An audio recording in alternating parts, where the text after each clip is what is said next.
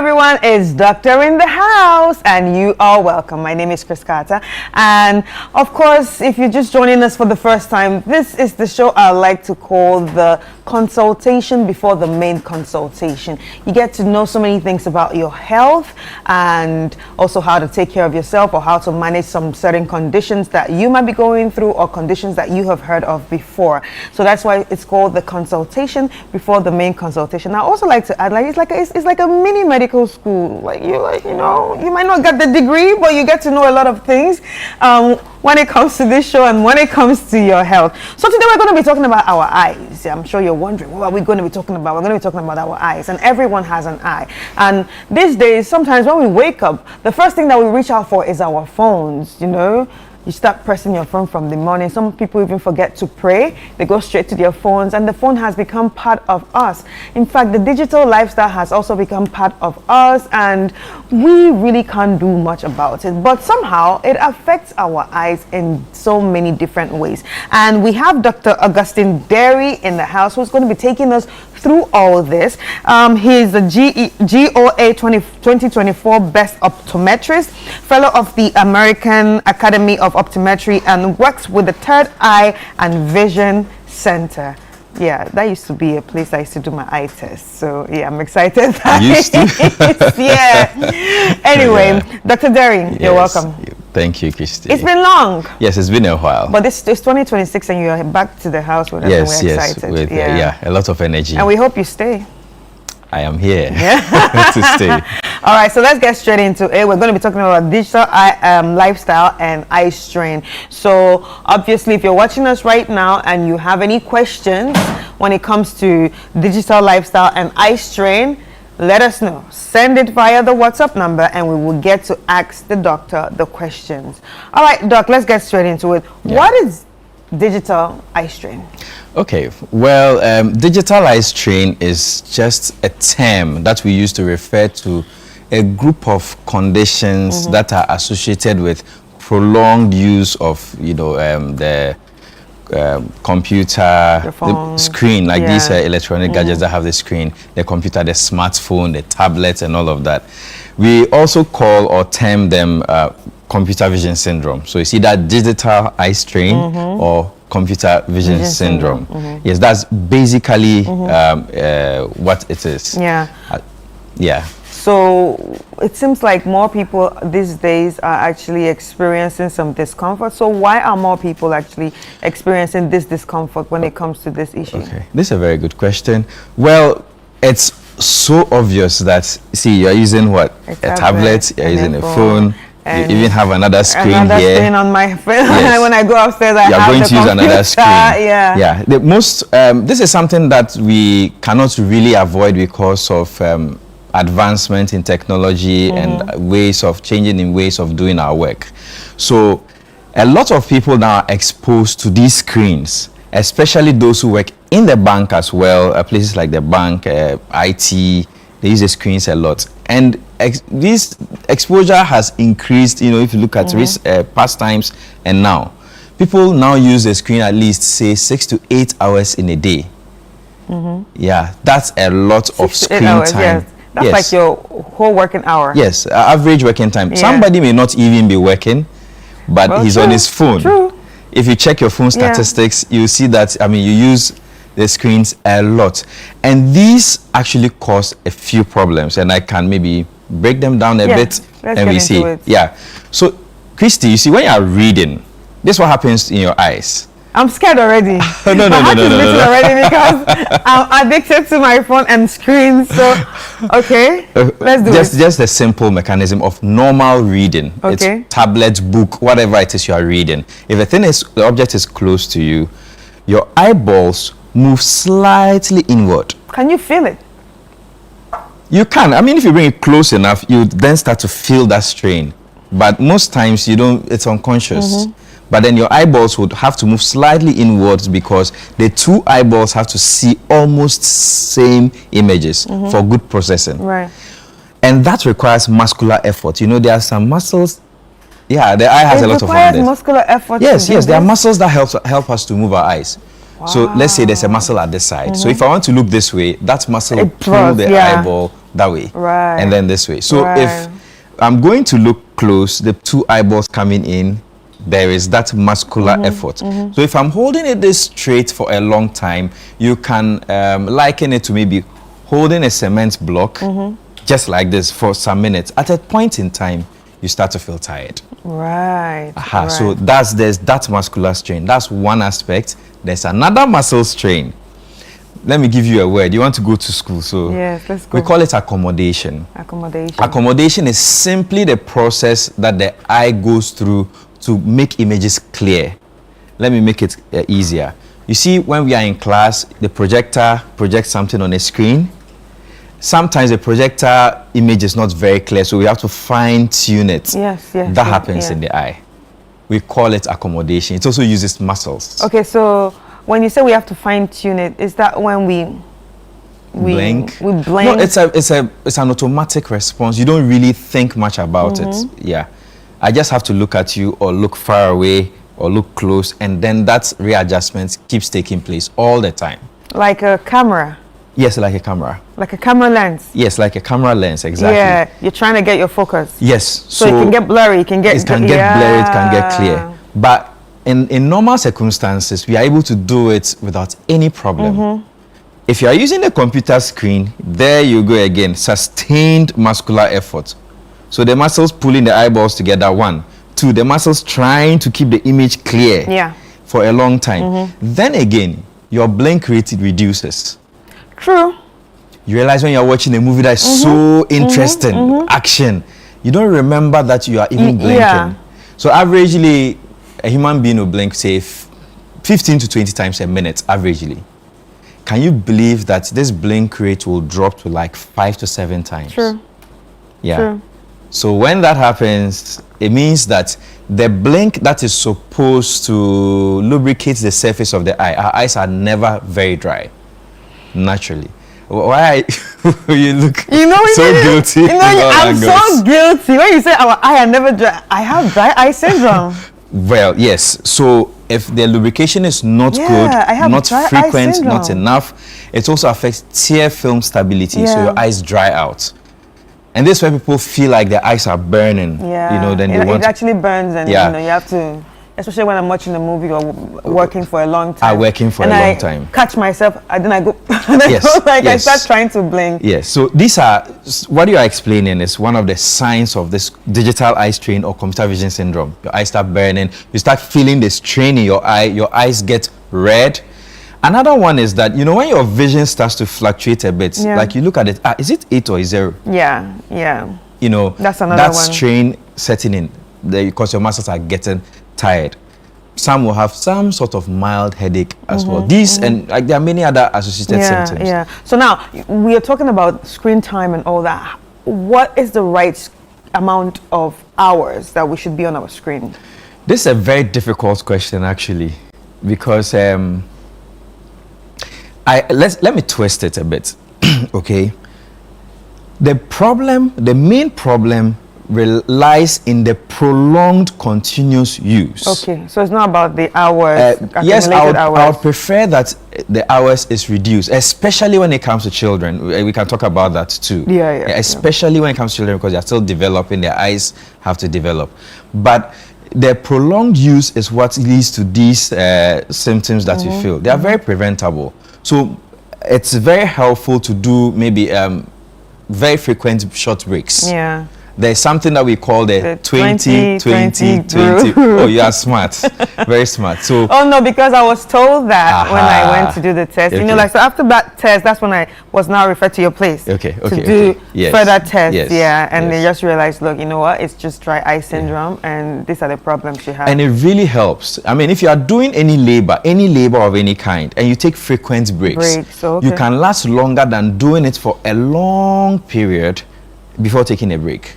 You know, so 20-20 rule simply says after every 20 minutes, take 20 seconds, take 20-second break. Looking, we say 20 feet away, but in Ghana we don't really measure in feet. So 20 feet is equivalent to 6 meters. So basically, that's taking your head off the screen and look at something else. Look far away. Just look far away for like 20 seconds. Right. And then I'll add my own. We can blink, intentionally blink a few times. I have to blink because if the eye drop is not there, I have to blink. Yeah, and that's very uncomfortable. I mean, when your eyes dry out. So when you do that, you realize that your symptoms begin to subside or go all together. You don't have the eye strain, the redness in your eye reduces, the blur vision, fluctuating vision. I go blur. You go blur. I go blur. Yeah. Like I can't see the screen. It's because you are doing it too much. And on top of it, I'm also like far-sighted. So when you put this here, I can't see anything. So when you put it close to me, I can't see anything. I'm one of those people that read like an old woman. Now that you even mention it, these symptoms I've mentioned will also even be, I want a smaller word, more exacerbated. It's heightened or worsened. We are learning. It's cool. Yes, it's worsened when you also have other eye issues. For example, you are long-sighted. Yeah. You are short-sighted. There's another one we call presbyopia. It's not like the myopia. There's a huge argument, but that one has to do more with age. Okay. Yeah. Okay. As you grow, the changes that occur in your eye that make it a bit difficult for you to read small print. That's presbyopia or astigmatism. You strain to see. All these things, you are already straining, and then you are adding more strain at the computer. And you see, this, whilst we are talking about the digital eye strain or computer vision syndrome, we don't classify it as a disease entity, though like a proper disease entity, but it causes lots of problems. Can it cause permanent eye damage? Not that I know of. But it can cause loss of productivity, work absenteeism. I mean, if you have issues with your eyes, you make mistakes at work. Yeah, imagine that you have to type a number and you type a different number. It can cause a whole lot of problems at work, you know, headaches, and I mean, yes. Wow. Yeah, so these are actually things that people should look out for, knowing that we do a lot of things on the computer. Now, when we come to, I was talking about children. Yeah, children is very important. Nowadays, you hear, I mean, mothers come in, or a child is crying and go and watch CoComelon. Yes, and the child is quiet and happy and starts to, children that have come today, they are computer children. So you give them the phone, you give them the computer. But I want to let us know that screen time, screen exposure for children is not always the best. Actually, for younger children, this is my personal opinion, informed by my readings. I would not even do any screen time at all, except maybe say a video call from a relative, a friend, that kind of thing, that maybe the child has to call the father, they are on video call once in a while. So would you rather say they watch TV than give them the phones? Even TV, dependent. It shouldn't be too close to the child. And children should play. Play is very vital to a child's development. Yes, true. Because, for example, the eye, we don't know, I say it this way, we don't know how to do anything, we learn. So the eye learns to see as you grow. If I throw something at a child and the child wants to hold it, the child may miss it the first few times. After a while, the child is able to fine-tune the catching process. That's because the brain, the feedback system, you know, I tried it, it was coming at this speed, this angle, I tried this, it didn't work. The brain fine-tunes with the eyes. You know, there's a whole learning process going on. So if you don't give your child the opportunity to explore, to play, to see different colors, you know, you're actually depriving the child of very good development that he or she would have. So children that are younger, I said, let them get some sunshine. As well, some vitamin D. Vitamin D. And interestingly, we learned that a little exposure to sunlight, the UV, also helps a bit with the development of the eye. Not too much, just enough. They don't have to play in the sun for just enough and regular. There is what we call the myopia pandemic. I'm not announcing the end of the world. This says sadly that if you're not careful, by the year 2050, almost half, if not half of the population of the world will be short-sighted. Yeah. Short-sightedness means that if something is far away, they can't see it. You can't see it easily, except it comes closer. And some of that is also because we are introducing children to these screens very early. Yes. Or letting them learn for extended hours, because you want the child to be an A student or to be first all the time. So whilst the child is like this. So this is what their eye is used to. Exactly. So the eye becomes used to seeing things. So the brain begins to calibrate for this distance, because this is what I mostly need. I don't really need a far world. I see the far world. I can't see this. The near world. Yeah. That's different. So most of the world is getting more myopic. And that's grave concern. Yeah. So parents should really watch out for, their children, minimize screen time as much as possible. If it is necessary, yes, but supervise it so that they don't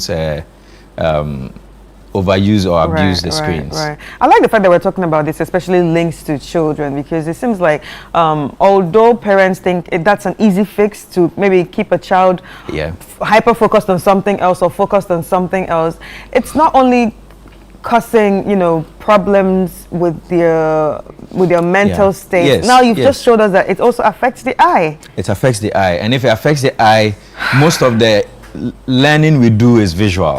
So it will affect the child's learning as well. Well, anyway, Doc, before we get to the next question, I have a question here from one of our viewers. He says, "Good morning, doctor in the house. I'm someone who spent a lot of time on my computer because of the nature of my job. I have noticed that my left eye sees better than the right one. Is this a problem?"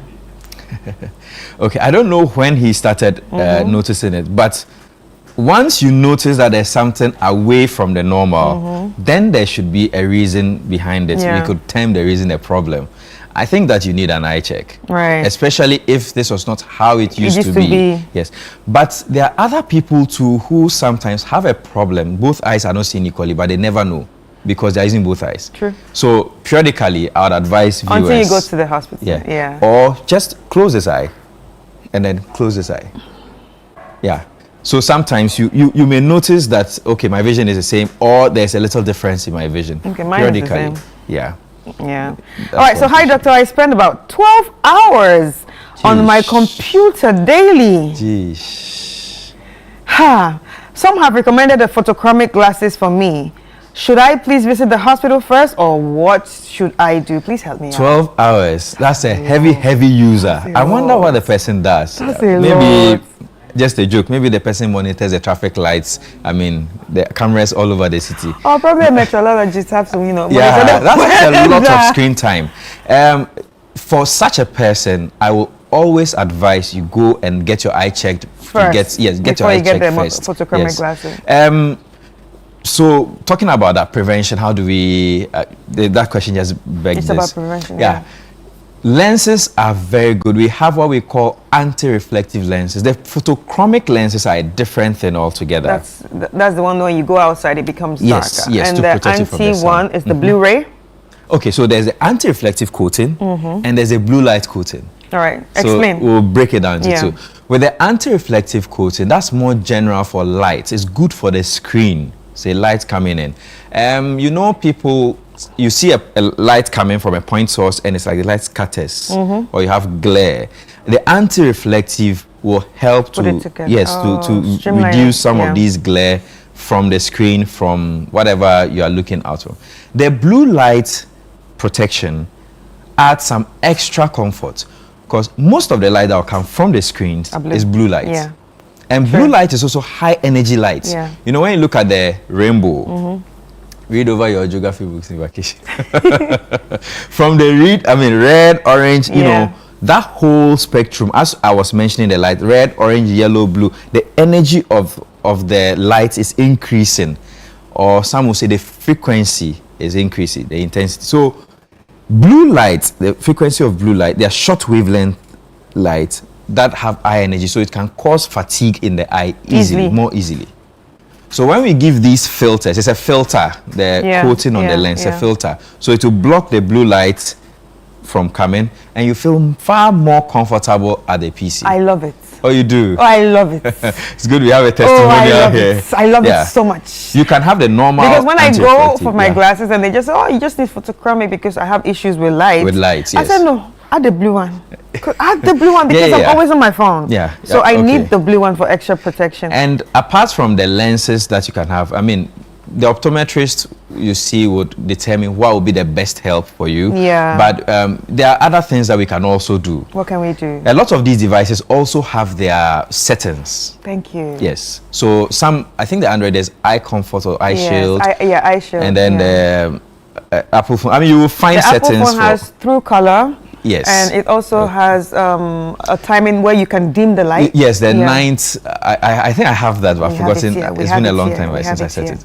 So that's the true tone. True tone. And we have the night shift. Thank you. And we have the dark mode for people that don't that have light problems. Because there's people that, I mean, people who are sensitive to light, when they use the screens for a while, they can get headaches. Yes. And the headaches can even translate to migraines.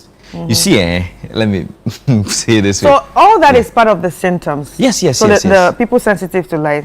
Yes, being sensitive to light can be part of it. See, it's a whole group body, I'd love to say organization of symptoms and signs that arise as a result of the prolonged use of these devices. Wow. So for me, like all my apps now are in night mode. Okay. Because of this issue. So you see my screen is always dark. So you realize it's more comfortable. It's more comfortable than, you know. And you become even more productive because you're not fighting the light to see what you're seeing. Right. So we have one question here. Doctor in the house, I'm also someone that uses my phone I'm also someone, if my phone is so close to me, I don't really see the ratings unless I brighten my phone. The writings unless I brighten my phone. Okay. So is that a male or female? Yes, I don't know. I don't really know. I was about to tease you. That could be your brother. You know, we can't see. Yes, if you are unable to read things that are close to you, there's a possibility that you are long-sighted. This is just possibility, or you have attained presbyopia. That's the age is causing changes. Limit, Yes, so you should get it checked because increasing the light before you see it, or going to the window, or some will have to enlarge their fonts. Yes, their fonts. I see my friends enlarging their fonts, and I ask, are we at that age yet? Why is your font? Why is your font so high? Why is your font so big? They are trying to fight. I can see your screen, and I can read what. They are trying to fight nature. Oh my God! If you are fond of increasing the font size on your phone, no, it's not normal. Hey! Stop being in denial. The age has come. Maybe age, maybe something else. All right. But let's have a check. Okay, so now last one before we actually close. Screens before sleep. What are we supposed to do? Oh, okay. Screens, interesting. Or screens and sleep, like how does it affect our sleep? Screen and sleep are not very good bedmates, you know. One thing, there's this that we call the circadian rhythm, okay? Your body prepares to sleep based on external factors in the environment, and your body wakes up the same based on external factors like light. So when we put off the light, we are actually telling our body that prepare to sleep. Okay. If you have the screen, then the light enters your eye. It tells the brain, no, don't wake sleep. up. Wake up. Hey, so you're fighting. Yes, so it becomes a confusing thing. So if you are observant, holding the phone for a while, you realize that you are sleepy, but you can't sleep. And when you sleep, the sleep quality is not the best, because your body did not prepare well for sleep. Okay. I recommend that 1 hour, if you can't do 1 hour, 30 minutes a try before bedtime, just get off the screens. And there's one other thing we should look at, especially those who work. It's called the ergonomics of your place. This is very, very important to help reduce the symptoms that you feel. Ergonomics simply means adjusting your workplace. That's that? Good. This is adjusting your workplace to fit the worker. Right.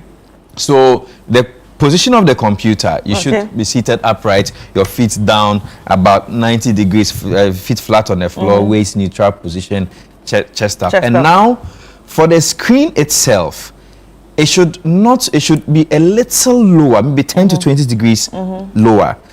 face you, not on the side, so that you have to turn your head so much. That will cause some more, strain. Yeah. Then again, your elbows, the hand, they can be at 90 degrees. Right. Straight, yeah. Yeah, the way the table is set is the best position for good work. Use a screen that has very good screen resolution. It improves your eye. It reduces the strain on that you have in your eye. Right. Yeah, the ergonomics is very important. And Right. then the room, the ambient light should be good. Should it be warm or cold?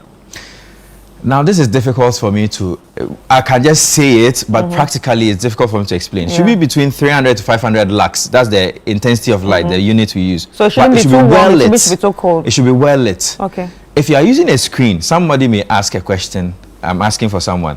Doctor, can I watch TV with my lights off or movie with my lights off? It's recommended that the screen light should just be like the environment. It should balance out. Yes. Okay. All right. So, Doc, we've come to the end, but someone just asked, please, are there any foods that can improve the overall health of your eyes? Certainly. What's the food? You just eat a lot of fruits, dark green leafy vegetables. I say Your consommé. Yes, dark green leafy vegetables. I studied, of course, in school we study ocular nutrition and ocular biochemistry. But at the end of it all, you realize that if you eat a good, healthy, balanced diet, it's good for the eye. The carrots, the palm oil, the orange. These things are just needed regularly. When we say it, a lot of people go and take a lot. No, you just need small. Frequently. The frequency is make it a lifestyle. Yes, exactly. And exercise. Yes, exercise is very good for the eye. It helps the eyes. Yes. Exercise is very good for the eye. Anyway, Doc, thank you so much. It's really nice having this conversation with you. And to everyone that sent in their messages, thank you for sending in your messages. But what is your tip for the week before we go? Oh, that will be the 20-20-20 rule. It's simple. Yeah. So someone asked, what's the exercise to help the eye? So normal body exercise. But even the 20-20-20, I was talking about normal physical exercise. But 20-20-20 rule states that after every 20 minutes of continuous screen work, take a 20-second break. Looking 20 seconds, 20 feet away. Sorry. Yes, just that. 20-20 rule. 20-20-20. All right. So Dr. Augustine Derry, GOA 2024 Best Optometrist, fellow at the American Academy of Optometry, and works with Third Eye Care and Vision Care, was the doctor of the day. And I hope you really enjoyed this. But how can people reach out, Doc? So you can call Third Eye Care and Vision Center. I'll just say the number. But whilst I'm looking for it, you can just reach out on Facebook. My name is Augustine Derry. Instagram, and then TikTok, August Derry.